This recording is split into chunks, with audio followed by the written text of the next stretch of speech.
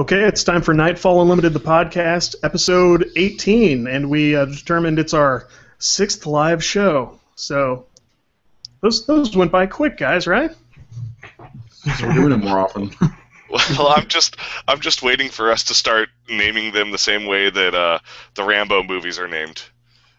That would make podcast episode number 18, right? Live number 6. Yeah, confusingly. Time to die. Yeah.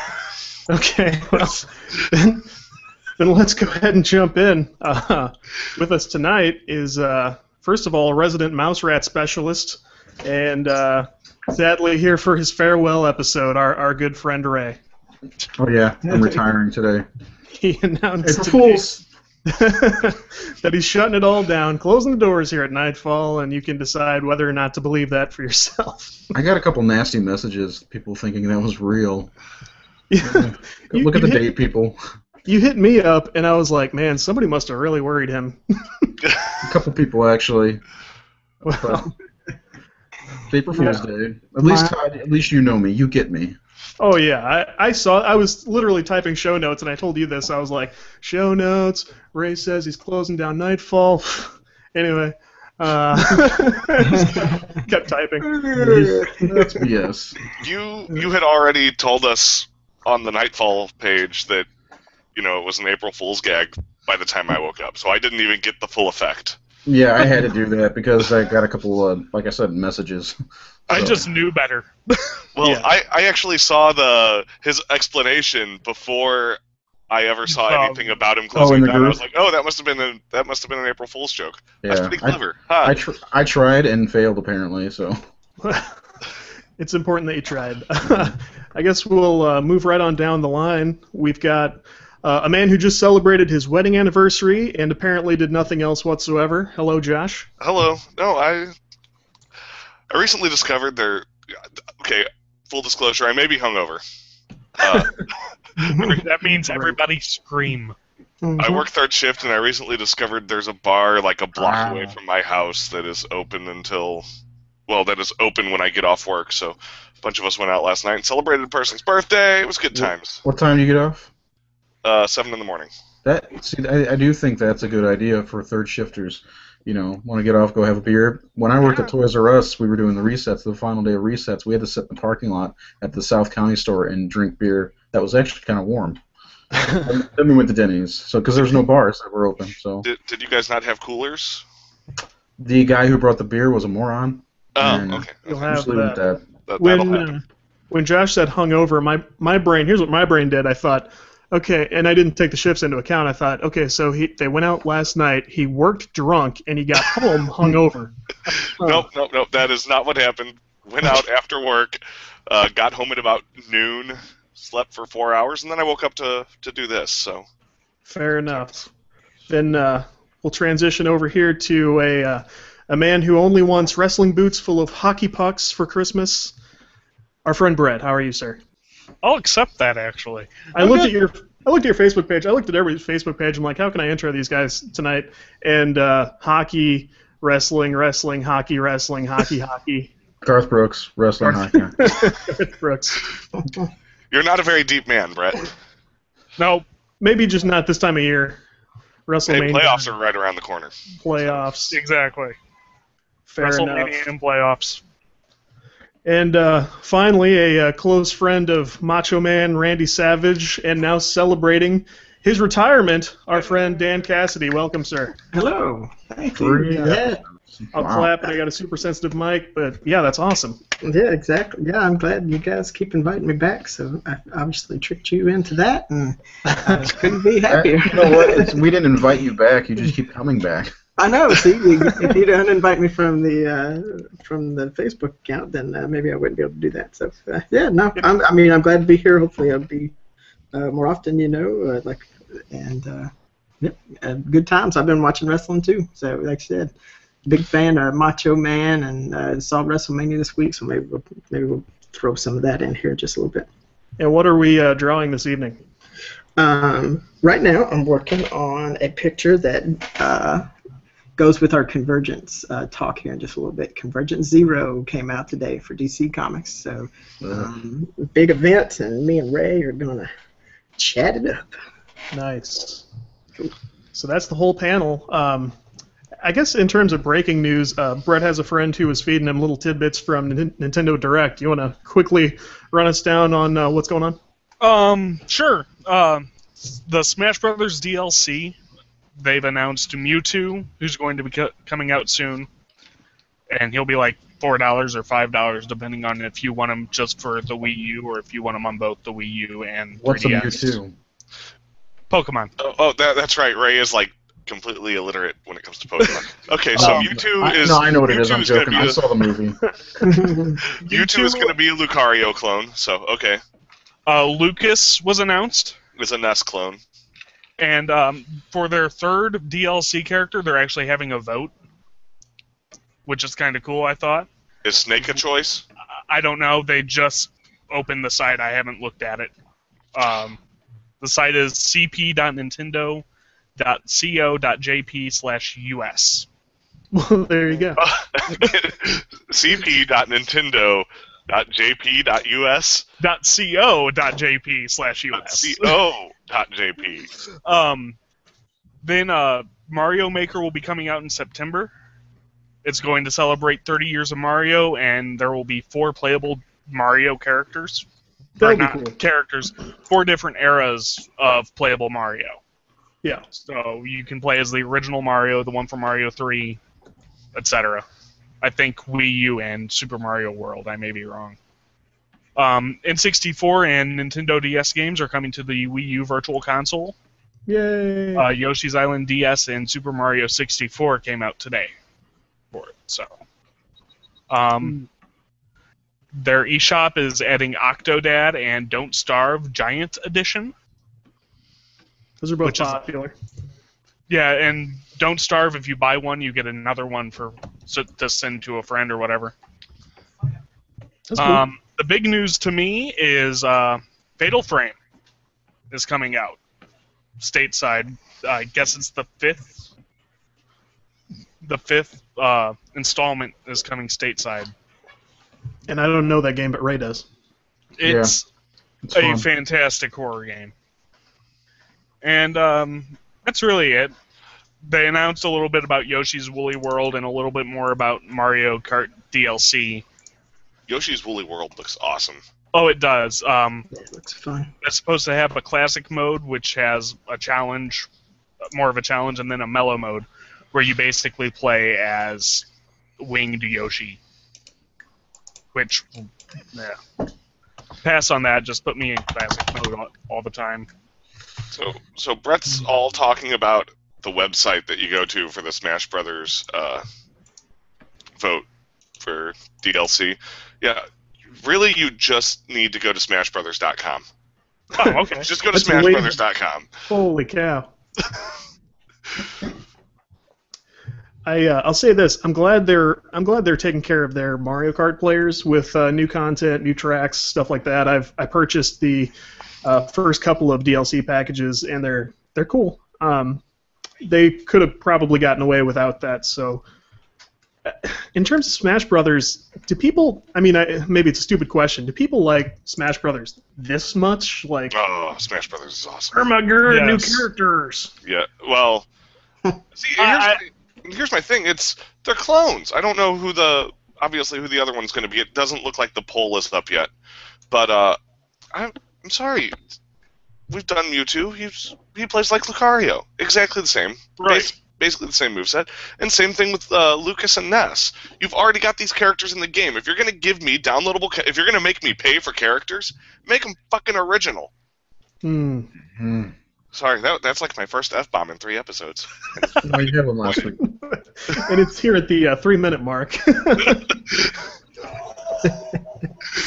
I love Smash Brothers. I don't know if I'd pay $5 for a new character. Yeah, I don't have it. I don't play it. I never get into it. I don't know. Yeah, I don't know how much that would enhance it. I mean, unless they really come with some special abilities or something. I mean, No, I play quite a bit. if they want me to pay $5 so I can have Snake back, because he was my character in the last Smash Brothers, I'll pay $5 for Snake. Mhm. Yeah, that'd be cool. So, yeah, that's where I'm at. So is that Nintendo Direct in a nutshell?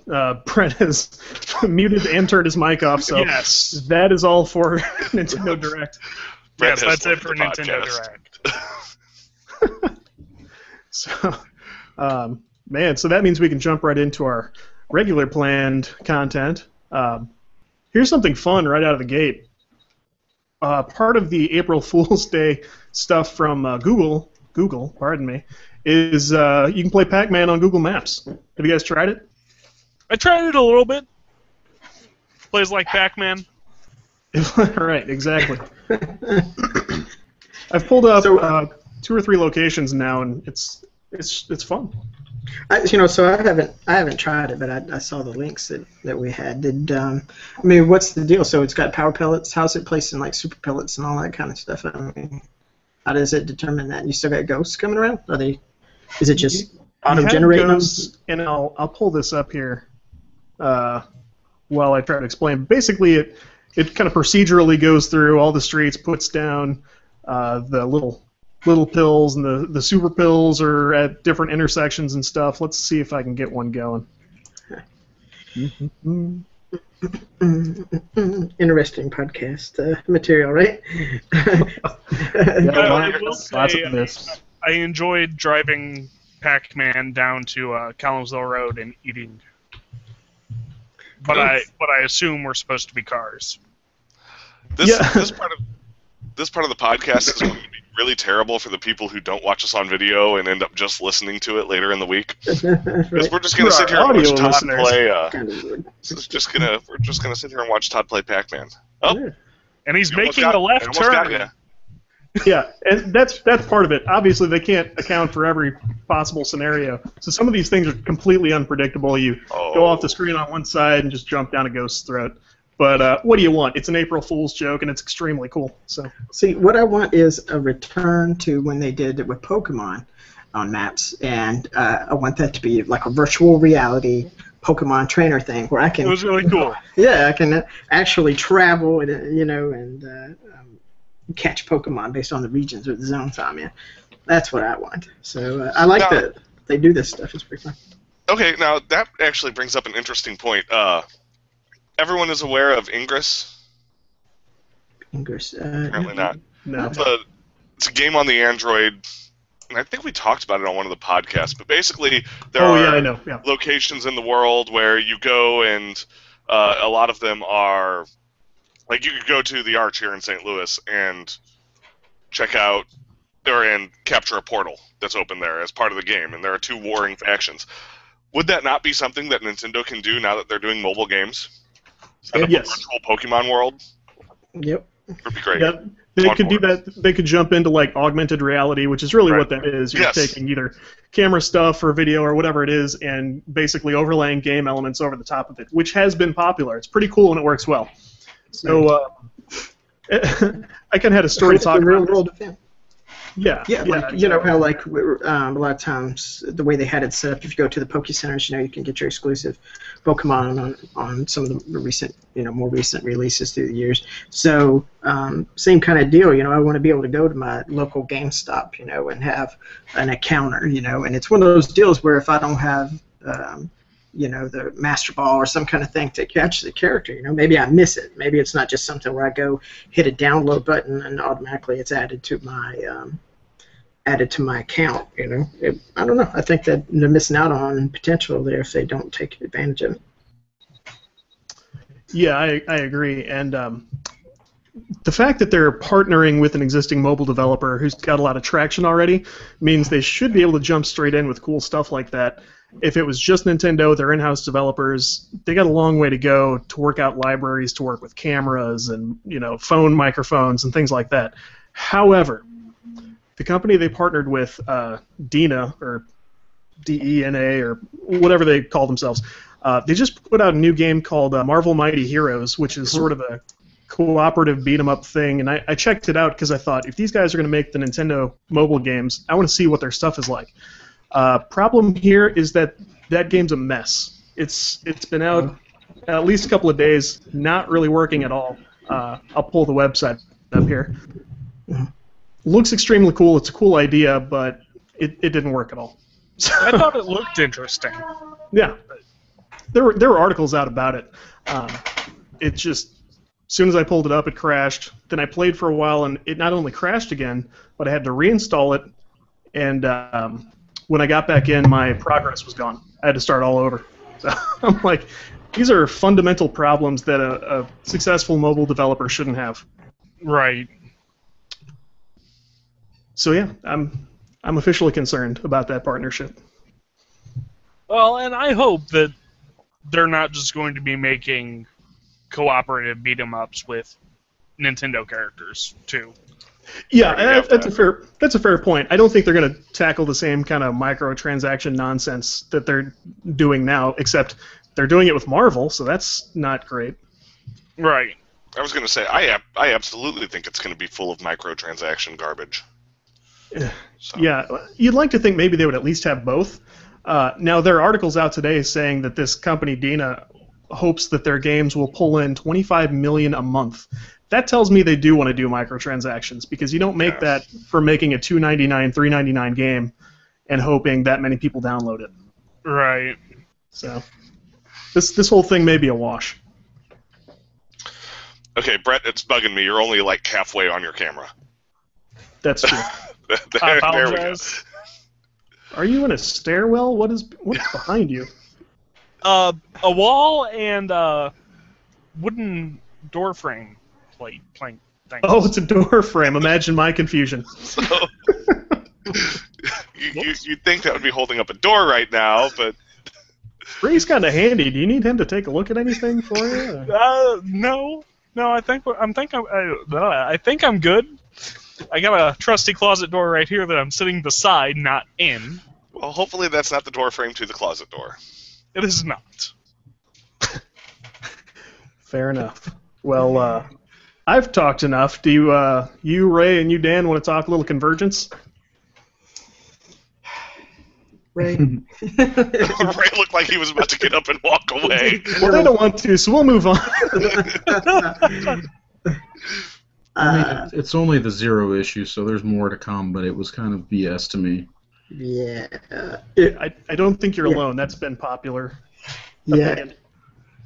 So, okay. So I read through it, and I'm just going to give my opinion, okay, is, wow, this is a great example of a comic that cost $4.99 that really wasn't worth $4.99. I mean, it was a muddled storyline, just so thick with a whole lot of cross-referencing that won't make sense to hardly anybody that doesn't follow like the cosmic, multiverse of DC Comics.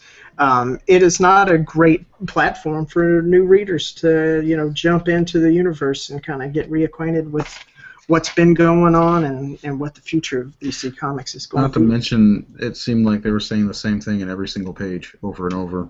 Right.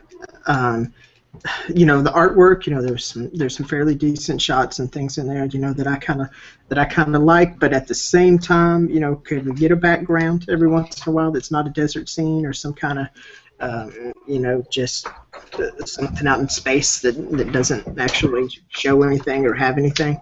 Seems like a lot of time was put into making some of the characters, look really cool, and then a lot of time wasn't put into, actually kind of making a setting or anything. The whole comic surrounds Superman talking to various versions of Brainiac through the DC history. Yeah. But it's not really Brainiac, is that right? It reminds me, it's written by Dan Jurgens, is that right? I thought Van Sciver and some different things. Yeah. Yeah, he did some of the art inside, but it was sad. Felt like it was pulled straight out of Grant Morrison's head. First of all. Yeah, this to me would have been better as a free comic book day comic. Oh yeah. Instead of but it was too long and they had too many big names on it. And real quick, can you guys explain in a nutshell kind of the challenge that DC has with this storyline, what they're trying to accomplish? What's with you in the nutshell today? Have I said it that many times? You said it like 4 or 5 times, yeah. Well, that's something we've got to focus on because I think we leave people behind. Yeah. So what they're basically doing in this is you have we had an event a few years ago that occurred at DC Comics where they called the New 52, and they rebooted all the main titles. Minor changes in some titles, major changes in others, and minor changes on only a few, and major in most. Yeah, because of the Flash. Thanks a lot. Right. Selfish, right. Man. And they did it to kind of reboot, kind of like say start something new, shake things up. Yeah, it was it was probably a good idea. There was a lot of actual excitement behind it before implementation. In the end, kind of two sides of it. People who hadn't read comics before thought it was kind of neat. They were tired of the same old stories, and people who were longtime fans like me kind of felt like, okay, where you just are you going to throw away all the canon that you've already done? So kind of tired of seeing that. Sometimes they do that just to cover up poor writing. And DC Comics had rebooted in '86 after Crisis on Infinite Earths, and from then to 2011. Which is 25 years. There's so much good stuff. Like if you look at my top shelf, that's all Batman from '86 to 2011, and it's like, and it's in order, continuity order, and it's in and all that's out the window, and so then the New 52, which is the next shelf, a couple things. Anyway, they started almost everything over, and like I've said before, Batman itself is hard to follow because you have the title book Batman that seems like it's separate from the other, like the Detective Comics book, the Batman and Robin book. They all seem separate. Like Detective Comics and Batman and Robin seems like they kept going with the original timeline, the continuity, where Batman, written by Scott Snyder, took off in its own direction and did its own thing, which is fine, but no, it's not explained at all. And then Superman got completely rebooted. And I thought it was terrible from the beginning. And the only thing that's good that for me that's come out, it was Wonder Woman's been really good, and Earth 2, which was fantastic, which the last issue for that came out today. Right. I thought was really good. Yeah, so then Convergent Zero, again, is supposed to take all the multiverses in DC Comics and bring them together. At least that's the rumor, is that it's going to bring together the multiverses in some form or fashion. Will return to the canon that was lost in New 52, and some of the titles will retain some of the new characters or character versions or costumes that were discovered or introduced during New 52, and then we go through it all again. Everybody reboots to #1 and all this other kind of stuff, which is just... So DC Comics is going to be Convergence all April. And they've got people coming from, or not people, but characters coming from all different timelines, and having books like Stephanie Brown, Batgirl, will be there. Nightwing from, I don't even know what Earth they're called anymore because there's 52 different Earths. Who knows? But there's so much going on. It's going to be so ridiculous, and who knows what's going to happen in the aftermath of Convergence. This issue itself was really disappointing. It was, yeah. So, but I mean, like a true fan, whatever, I am gonna. I'll read it all. Yeah, I mean, that's how they do it, right? So yeah, I mean, I'll read it too. I'll stick with it for a bit, see if I just gotta find the feed or what it is. But wasn't a good start. Not a good start. Nope. I mean, they have to do it to some extent to make things a little easier around the office, right? Because it sort of answers a lot of questions in some ways in terms of, like, what do we do, what story arc with this title? Yeah, but I don't know if you got thoughts on that, Ray. I don't really. I mean, DC's been a mess for a long time. It's terrible because, they're, I don't know who's #1 right now, Marvel or DC, but they're one of the top two, and Marvel's a mess too. They're both a mess, and they probably should all just start from zero and start back over. Completely just get rid of everything, don't carry anything over, and start over because it's a mess. And Marvel, I think, aren't they? Yeah, there is something going on in Marvel. They're ending something this year. I can't remember exactly what it is offhand. There's going to be Secret Wars stuff going on. Yeah, Secret Wars, and I don't know if they're starting back over from the beginning or what, but over the course of 75 years or whatever it has been, DC has created so many characters, so many different universes. They're trying, what they did with Crisis on Infinite Earths was destroy all of that so they could have one linear timeline, and then that got convoluted, and now they're doing it again with the New 52 in 2011, and now that in 3 or 4 years got bad, and then they're doing it again. So it's a mess. There's probably too many books, or too many different writers, or something. I don't know. The thing I'm seeing, so DC's actually done really good on TV series. Okay, so you got Green Arrow, you got Flash. The Flash. Smallville actually wasn't that bad, in my opinion. I love Smallville. It had its good times. What you got there, okay, so you got the success, but the best thing about those TV series was that they would do callbacks for the devoted fans like us to things that we could recognize. Yeah. So you would see the first appearance of characters, that you knew were important. The Wonder Twins. Yeah.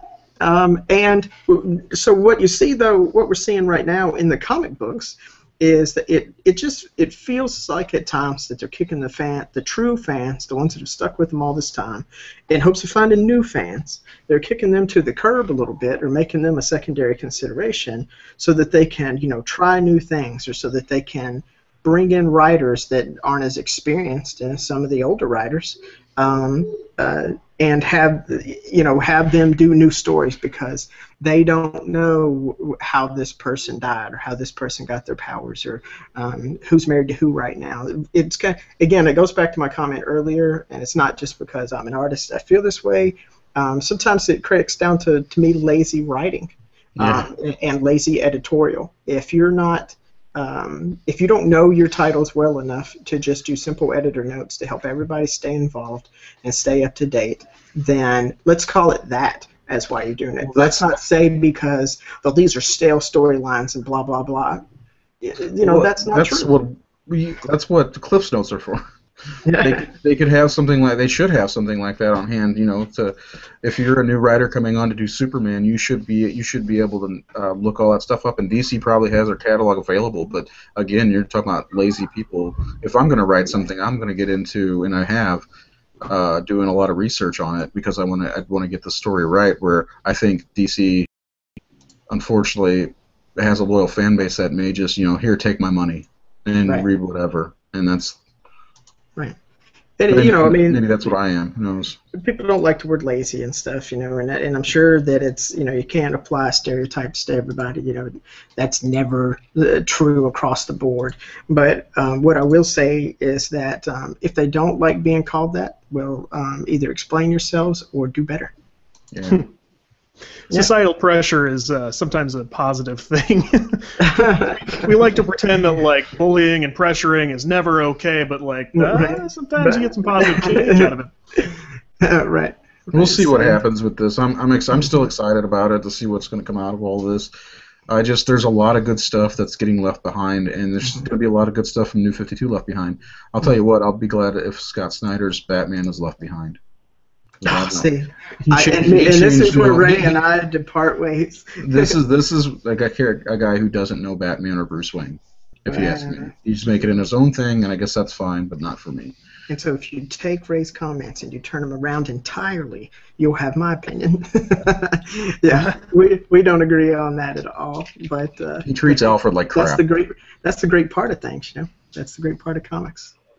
So, yeah, we love the characters. We love the Batman, Superman, and everybody. I love the universe is out there. But yeah, so. Well, the preview stuff for what's coming after is Superman's new costume. He's in a T-shirt again, which really bugs me. Yeah. And then Batman looks like an Easter bunny, like a Mexican Easter bunny. But like a deranged Easter bunny. Yeah. So. I gotta see that. Yeah. Maybe he got his conversions. Yeah. So, yeah. So anyway, so that's my review of Convergence.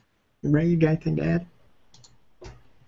No, I'm not gonna. The first issue was confusing and boring, and it'll probably be okay. I'll probably be okay with it.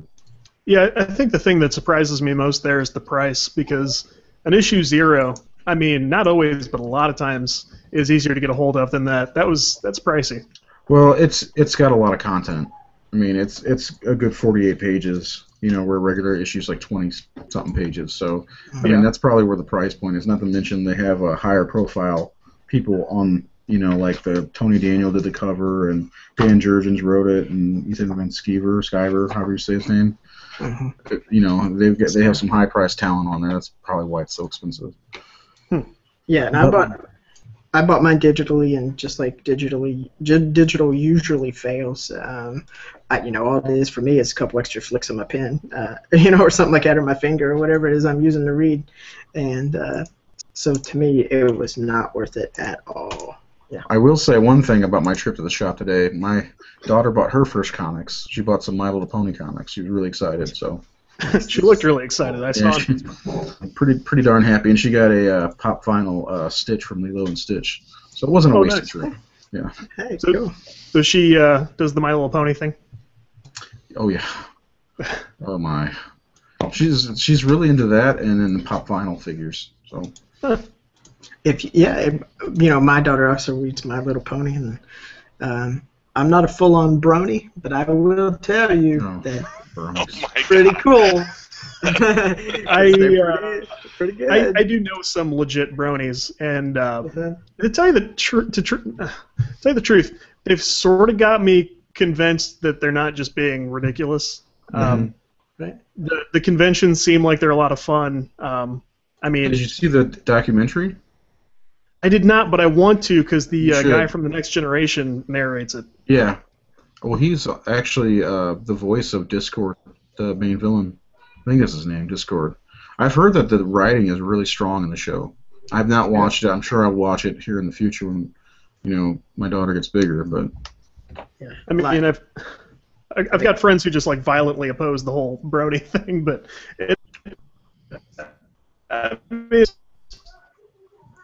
yeah, I mean, I had a coworker who was, you know, literally sad that his son was a brony, you know, who is all like, you know, what kind of crap, you know, but everybody's got their thing.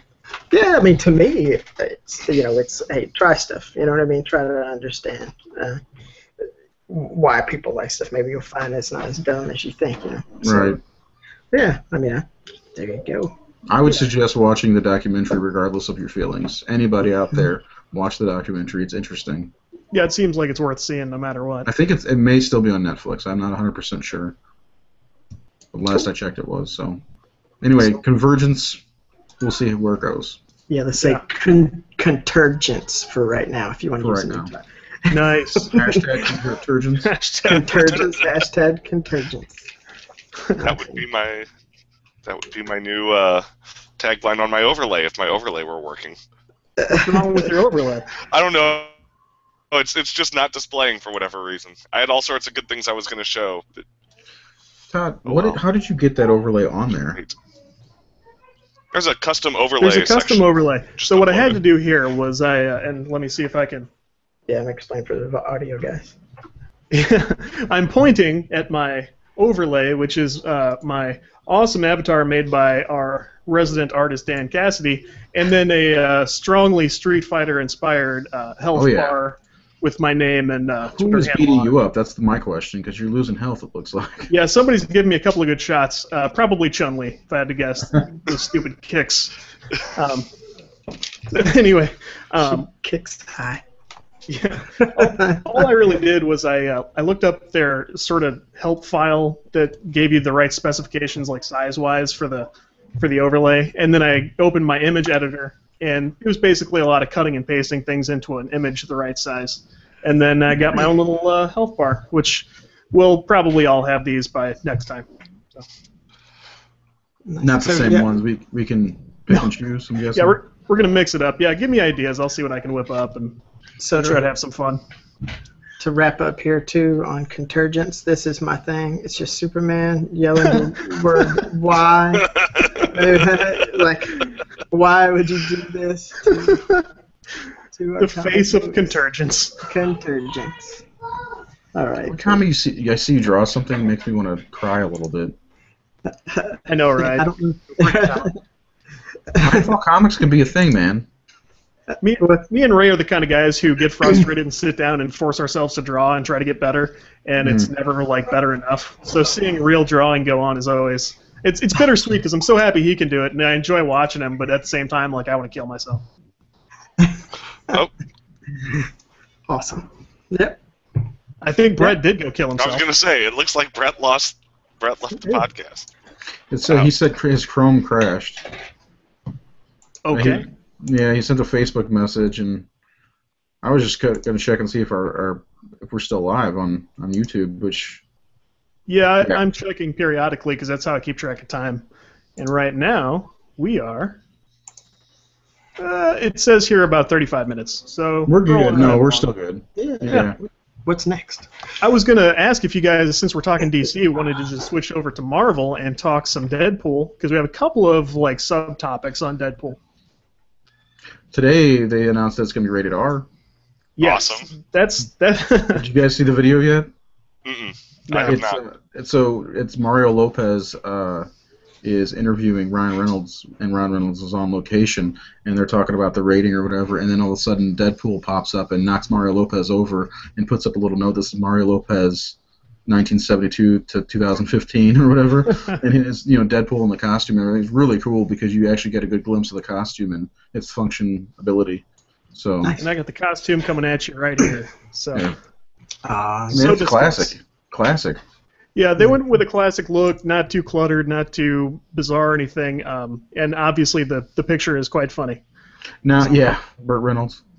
The cool thing about this is if you watch the video, the costume, you really get a good shot of like with different, I guess, lighting on the costume. It looks kind of leatherish, kind of like the X-Men costumes a little bit, from the movies.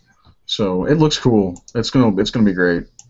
I was just worried they were gonna go really CG with it, with the that footage they leaked a couple months ago. Yeah, that test run footage or whatever. Which was really cool, but I'm not a huge fan of full character CG when you really don't need it. Yeah, I mean, I think it's it's gotten to a point where it can be interspersed, but I wasn't. I remember somebody maybe mentioned they didn't like how Blade was done, like Blade 2. Yeah. Well, there's that whole I scene thought it with was the lights, okay. but it was okay. Yeah. It looked like a cartoon to me, but whatever. That was 2002, I think. So Yeah, Right. for So the long time, ago, it's Right. Nope. So the other part is about this rating. There's kind of an interesting article that I'm going to pop up right here. Why the movie doesn't need an R rating, which the gist of this is that they point out a bunch of things from the comics, little excerpts where there's sort of censorship going on, things that aren't shown, and like that's supposed to be part of the humor. Mm. And they think that maybe this is going to be the way they kind of try to tell the story as well in the film. So maybe PG-13 is going to be okay. And I guess, did we really expect an R rating? I don't know. So Who knows? Right. If they do it right, this will be the best thing for them. It's going to bring in a wider audience and Right. Yeah. But I do some drawings at the local comic book stores and things, and there's a lot of young kids, that really like Deadpool. They have his logo everywhere and all this kind of stuff, and he's the sketch card that they want. So it'd probably be a good thing. I mean, and then maybe put some on the editing room floor and give us a unedited version or unrated version. There you go. Yeah, and On the Blu-ray. you know what? That should be the way. If you want to do a big wide theatrical release, and there's the question, should it be R, should it be PG-13? Do exactly what Dan just said, because like I'm all for seeing unrated versions of movies and stuff. Everybody hates the Daredevil movie, but the unrated version, director's cut, is actually way better. Mhm. And why they should do that. A long time ago, when they did the Lord of the Rings movies, there was a rumor that they took out a lot of the blood in the movies, and they were supposed to release another edition with more, the violence and everything, which they never did. I don't know if that's even true, but internet rumor. But I would be, all for that. Yeah, I can see that based on how they kind of pushed the envelope with some of the stuff in the Hobbit. Yeah, I mean, you can, like Wolverine and everything, you can do an awful lot of slashing and not show blood splatters. Yeah, Wolverine A lot of could be death. R-rated. Yeah. So maybe they'll take that road. Look at this guy. You think you can just walk back in here? Sorry, Chrome crashed, or my net went out and Chrome crashed, or something. Well, your network needs to decide what's important to you. Got a snack, made some tuna fish, whatever. So I apologize for that. Figured out which door that frame goes to. Anyway, sorry. Okay. You know what probably will be R-rated is, pulling it up on the screen now, the upcoming Spawn project, Yay! which is going to be completely different than the first movie. Well, it has to be the first. It would be more like the Has to be. HBO cartoon, you know. Yeah, the HBO cartoon was messed up. It was good. It was great. Yeah, the Todd McFarlane, I guess, is doing has creative control over it. I don't know, is that right? Am I wrong? I think it must be, especially the way he's talking, he must. Well, if he has creative control, he should be able to do whatever he wants, and he's the creator of Spawn, so bring it. What I gotta say, I liked Spawn a lot back in the day. Yeah, I love the character. That was one of the few things I kind of collected for a while working at Toys R Us with you, you guys. Spawn figures. Yeah, I was real happy with my fancy blue Redeemer. You know, Yeah. I think I still got that somewhere. That's just an awesome character. I like the Wings of Redemption one a lot. You ever see that one with the big wings? Yeah, and he's like doing something. That's exactly what it pose. Yeah. Yeah, I had a couple of the But I love McFarlane that- toys. Oh, go ahead. No, I'll say McFarlane toys are the best. I mean, Yeah, that's what we're I have talking some of the Dragon series and things, you know, other than Spawn, and I also followed a comic called The Creech, drawn by a couple little back in the days, and I remember that. I got that figure, a couple of those figures, and so yeah, man, I like it. I like that whole lineup. So it'd be awesome. I'm ready for some more Spawn. I mean, you know, I admittedly I haven't read Spawn in quite some time, but I listened to, you know, just some other podcasts and things, and was listening to an interview with Paul Jenkins, where I guess he's either already started writing Spawn or is going to pick it up here soon. And he's, you know, it's going to return to Al Simmons, and it's going to be back to the origins. You're going to find out things, you know, about his past and about why he was the one, you know, that became the Spawn and where all that comes from. So it may have already started. I may be way behind the power curve, but to me, that's pretty exciting news, like the movie coming out. and the other big news is that Dan thinks it's okay to listen to other podcasts. Oh, he's a big podcast guy. That's right. No, I am too. I listen to them all pretty much all day. Less now that I'm home with the kid, but I too am ready for another film. Obviously, we don't know what they'll try to do with it, but if it's great, and maybe if we get a new video game or two out of it, maybe I'd go for that. What was that game? Was it on Xbox, like Spawn Armageddon? Yes. Did you ever play that? I don't think I did. I think that's what it was called. That was. Yeah, it was Spawn Armageddon, and it was on Xbox, GameCube, and PS2. I'm trying to remember if that was any good. I know I played it at Godfather's house. Many games You know, were played. I would take an 8-bit Spawn game that plays like Castlevania, and instead of like using a whip, he's just throwing his chains, make his Well, kick, yeah, you know, side do some scroll. gliding thing. Oh yeah, Yeah, that And- would be cool. it would be. I'd love to see something like that. Todd, did you see Assassin's Creed's kind of a side-scroll game that's coming out based in China? I saw that today. Side scroller? So it looked like a side-scroll. I saw a little video. It was like 4 minutes long. It's called Chronicles, Assassin's Creed Chronicles, and it looked like a side-scroller. You play as a female assassin again, and it looks pretty cool. I knew something was going to happen in China, and you probably remember talking to me about this because I got really excited when I first heard they were going to take that whole series to China, which long overdue. But I'm up for maybe sort of a new kind of gameplay mechanic for the series. I think that'd be okay. Sorry to throw us off course, but I No, it's just fine. remembered about it. But it may actually be kind of like a downloadable game or whatever. I didn't get to read much about it, but it looks pretty cool. What they used to call like Xbox Live Arcade, something like that. Yeah. I guess Liberation was also sort of along those lines. But it's a different kind of gameplay from Liberations. Right. But it's pretty cool. There's a video on YouTube. I just pulled it up. I don't know much about it. I'm going to be honest, but it looked from what I saw while I was at work, and I can't do much while I'm there. So my friend says it'll be in China, India, and Russia. yeah, there's a 3-part series. Right. Great, bring it on. Oh, here we go. Yeah. It'll be 2.5 D. Oh, yeah, I know what you mean. 2.5. You mean 2.5? 2.5 D, Brett? No, 2.5 D. Do you know Well, why? yeah, I mean, it's the same damn thing. Oh, so it's Metric hold system, on. yeah. It says the miniseries China episode will debut on the 22nd of April in the U.S. That's soon. Yeah, so that's pretty cool. And then this episode 2 takes place in 1841 in India. And it's based off of the graphic novel. That's one of the graphic novels, which is cool. And the other one's 1918 in Russia. That's the closest to now that they've ever had. Yeah. Yeah, and they're starting to go sooner yeah. to now than they closer to now than they said they were going to. Yeah. 19 If that makes sense. Oh, cool! He's on a train.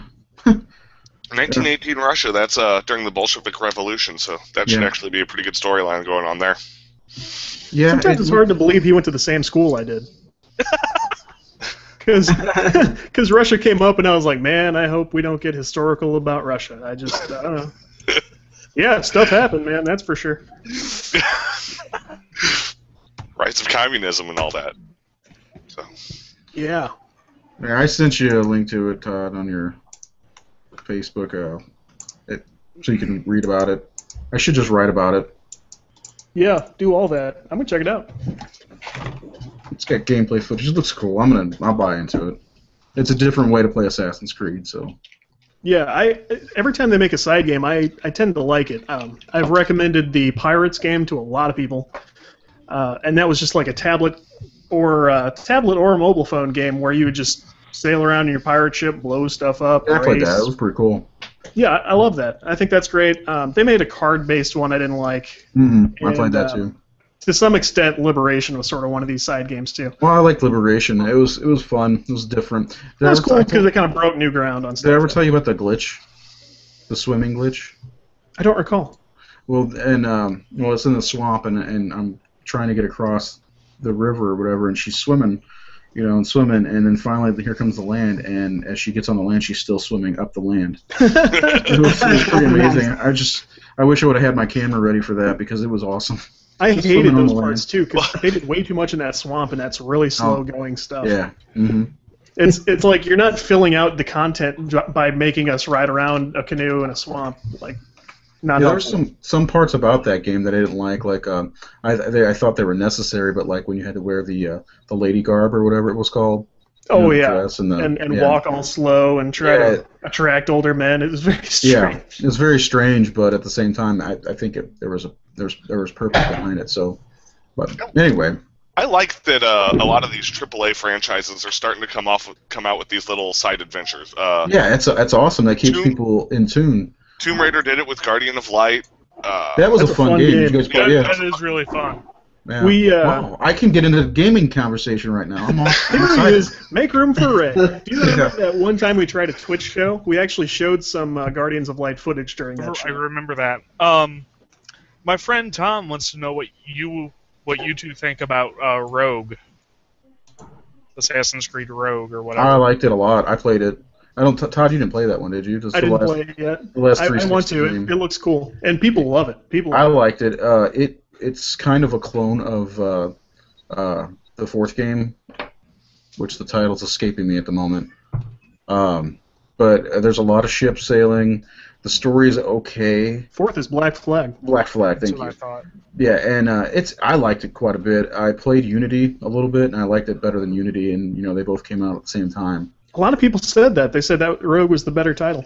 Well, like I said before, they changed too much in Unity.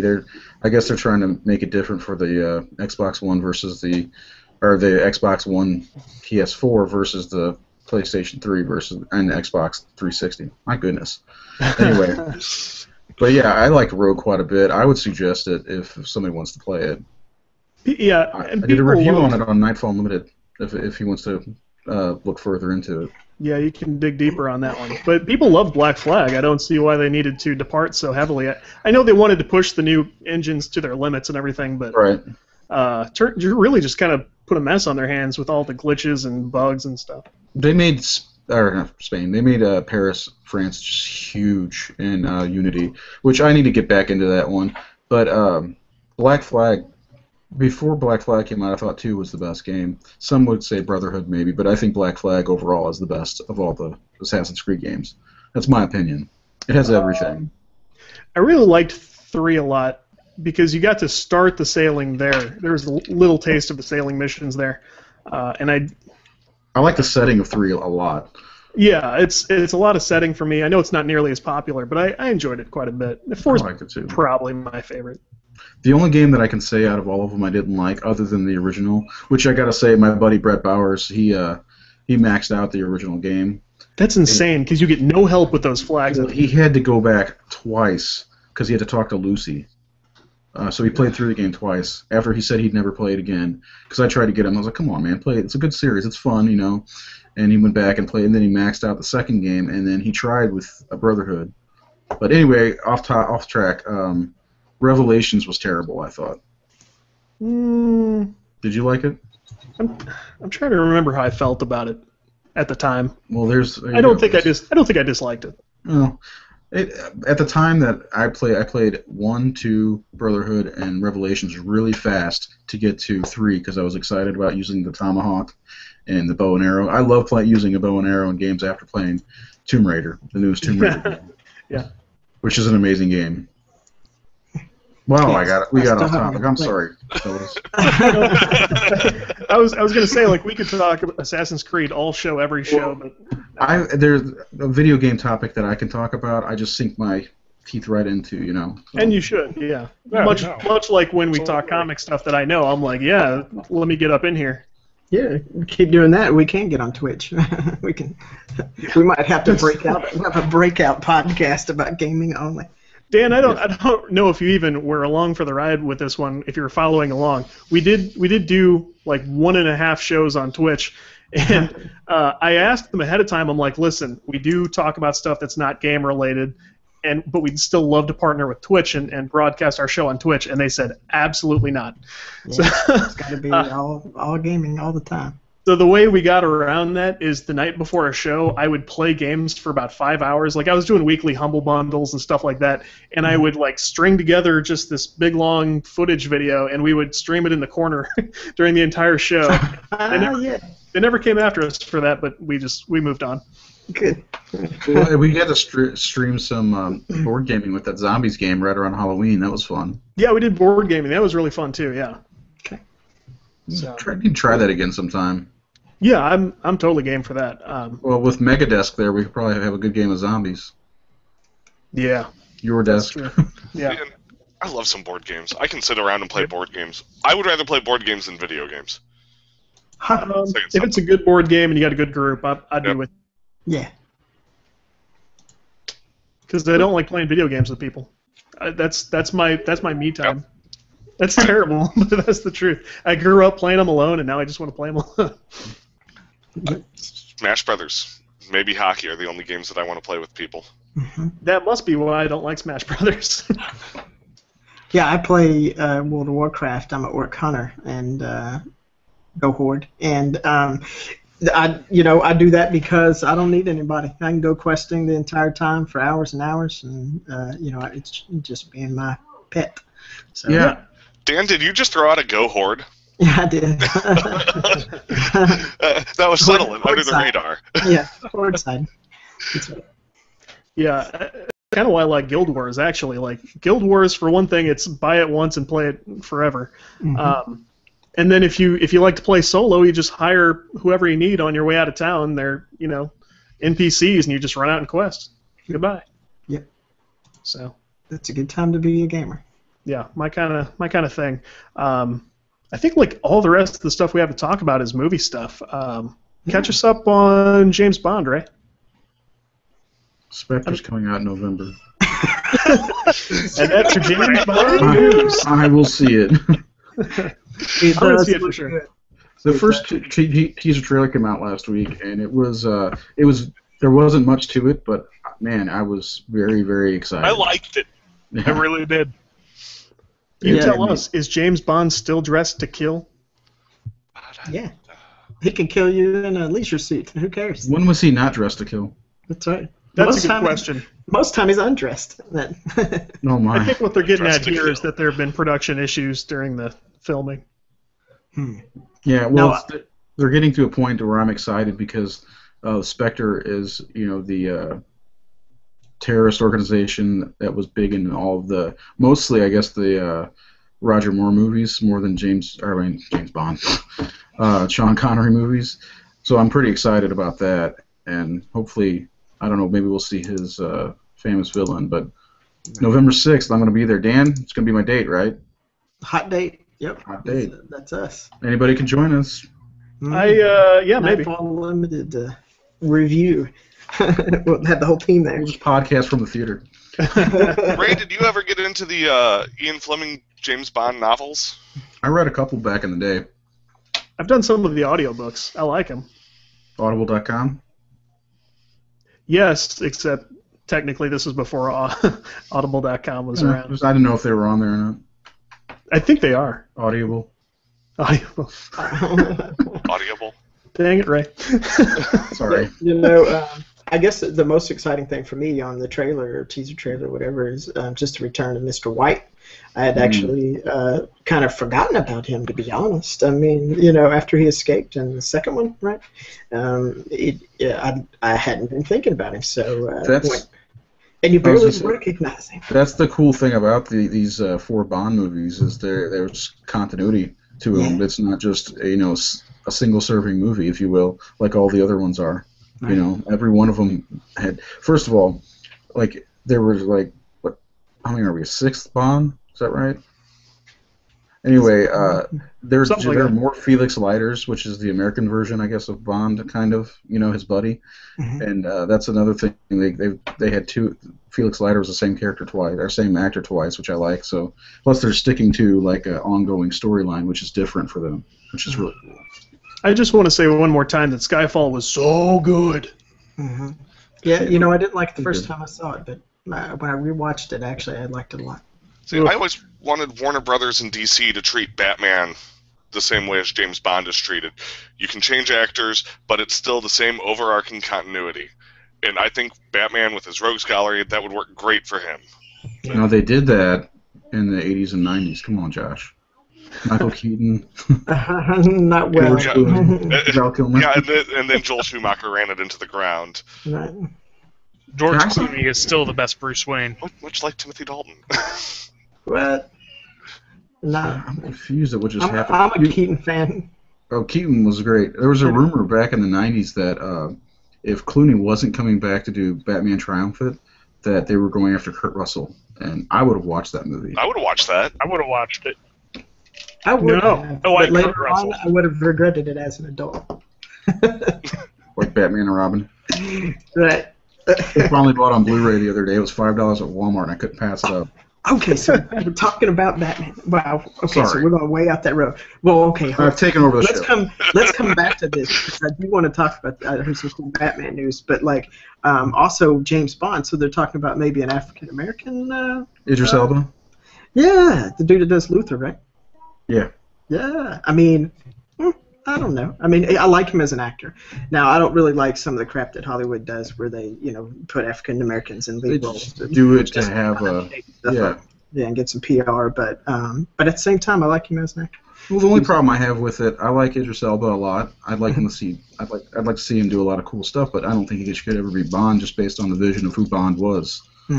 Ian Fleming, I think, he did a sketch of Bond, and he had black hair. Like Daniel Craig doesn't even look like James Bond. Oh yeah. So I don't think that the look matters too much. I don't know. I think so Timothy Dalton should come back. If it's not Fantastic Four and there are 2 members of the same family from different races, fine.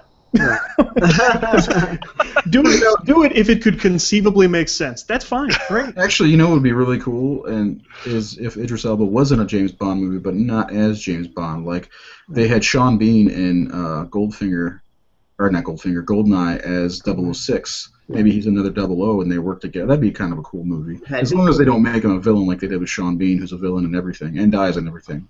Right. I mean, and then you could take the brand in different directions. Yeah. And Open have world two James different Bond. main characters, right? Yeah, and then that'd be you really could cool. even bring them together at some point. Why not do that rather than having to make, James Bond black just to make him black? Right. And then an all-female James Bond cast. Oh dear. Yeah. Jane Bond. He's black and he's gay. They just throw it all into one thing. A transsexual. He could also, he'd have a girl and He's actually also two women. Right. Okay, I gotta go because I'm gonna get to writing this script right now. James Bond. Whatever, man. I just want more James Bond. I want more James Bond. So, the Batman. Okay, so back to Batman. Not to go down this rabbit hole, but so also heard that Adam West and Burt Ward signed on to do a. The animated. Yes. That'd be Yeah, awesome. Catwoman's actress, I think. Julie Newmar. Yeah. I think she also confirmed she was in on it. The cool thing about it is it's all the the voices from back then. The bad thing about it is they all sound really old now. So, I cannot wait. I mean, I'm sure they'll be able to take the warble out of their voices a little bit. that's what I'm talking about. I think. Yeah, Warble. They'll smooth it out. So, but the only thing disappointing about it to me is that they don't just go ahead and make a series. While we have these actors, these great voices that are still around, man, just jump into it. Use that as Adam West is 86. Use him while he's here. Use him while he's here. I love that stuff. I mean, the comic, the 1960, I think it's 1966. Yeah, Batman 60s. Are you reading that? Because it's great. Yeah, it's fun. And if we need another Batman cartoon, let's do it. Yeah, they could make it in in the style of the old show. Exactly. Kind of almost like Brave and the Bold, really. They could do something like that, and having Adam West's voice. It's great, like when you see an episode of any Batman cartoon and Adam West's voice is in there as the mayor or as the Gray Ghost, which is one of my favorite episodes of the animated series. Right, that was awesome. Catman on Fairly Odd Parents. Yep. Right. He showed up as Adam West on Johnny Bravo all the time. Yeah. Yep. So tore his shirts. That was awesome. No, Family Guy, who's Mayor West, right? He was Mayor Adam West. Yep. Yeah. Cool. Okay, this has been an interesting show. It's out of his hands now. We are all over the place. Well, that's what makes it the best shows, though, doesn't it? That may be true. So, I just had this random thought. I'm sitting here and I'm drinking this Rockstar energy drink. Yeesh. And it says on here, it is Rockstar Recovery Lemonade. It's non-carbonated. Doesn't taste entirely bad, but it says made with real juice. Okay, and you go over here to the nutrition facts. 3% juice. Made with real juice. 3%. Well, they're not lying to you, Josh. So. It is made with real juice. Yeah, they're just not lying. Mostly. 3%. Here's what else I see happening. I see Josh with this can. He's like, I'm drinking this Rockstar, and there's this thing. It's this juice. It's natural juice. It's this 3% juice. There's 3% juice. It doesn't taste terrible. It tastes lemonade. It's got lemons in it. Yeah. So, and I'm sitting here calmly with my Mountain Dew. Yeah, yeah. Oh my God. I want a return of the giant jug of tea. Mountain Dew. It's made with the souls of children. That's it. Oh my God. See, I'm not always the person bringing the inappropriate comments. Right. So Dan's joining me in that. Bam. So it's a van race to the grave.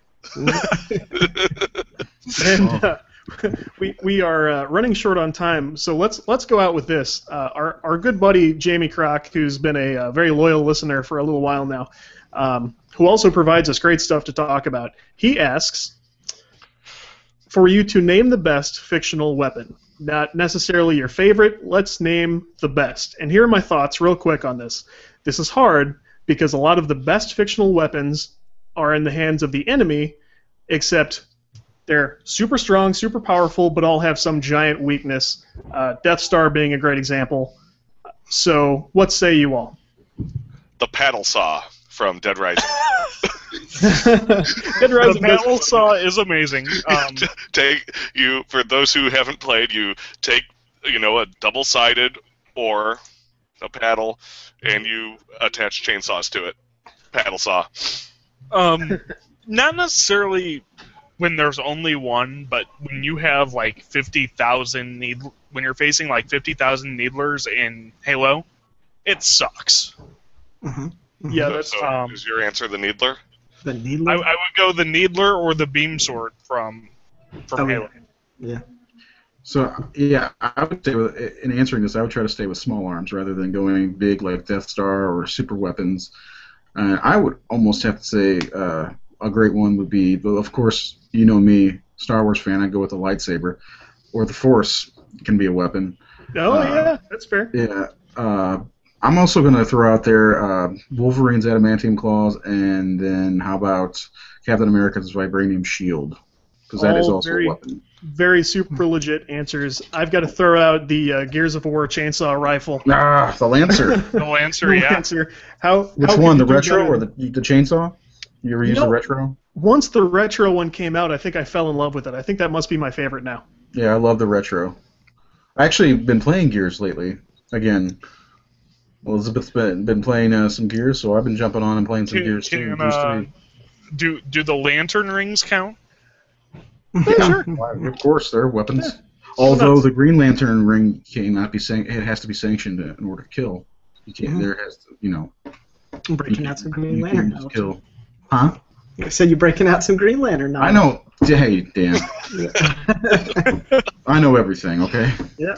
Well, they only allowed that during the Sinestro Corps War. So, anyway. Yeah, to me, the Batarang, I'm just going with the simple. Batarang. I mean, I think it's lightweight. I think it could actually be made, and you can disable characters and throw them in the Joker's eye and all kinds of fun stuff.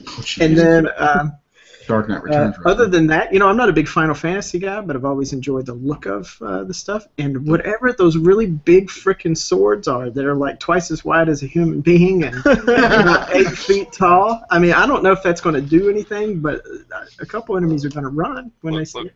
The obvious answer is a proton pack. I was waiting on it. The obvious Thor's hammer. A giant Thor's hammer would be great. I loved all the weapon systems in Fable. That was something they did really well.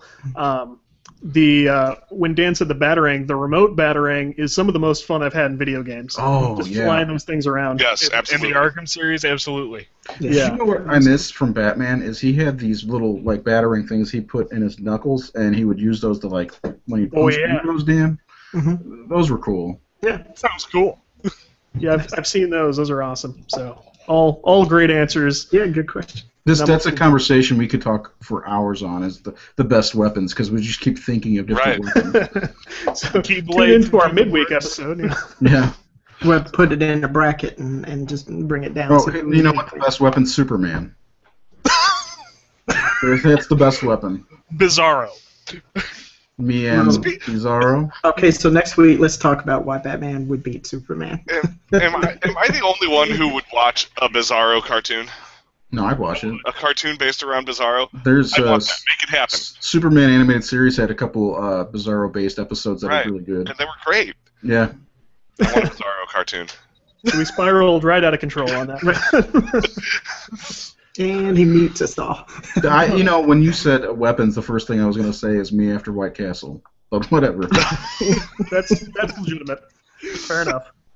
So, made myself dizzy.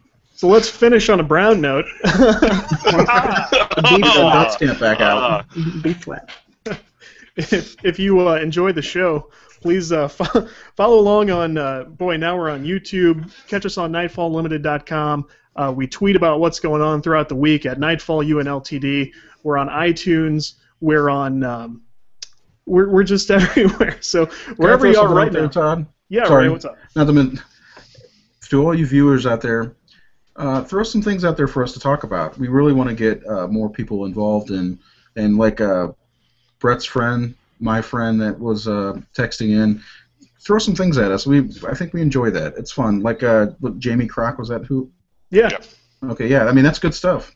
Keep them coming. That's good stuff. So yeah. Keep reaching out, and we'll keep trying to make you happy and not disappoint you. So, for my friend Brett, my friend Dan, my friend Josh, and my good buddy Ray, this is Todd, and we're done here.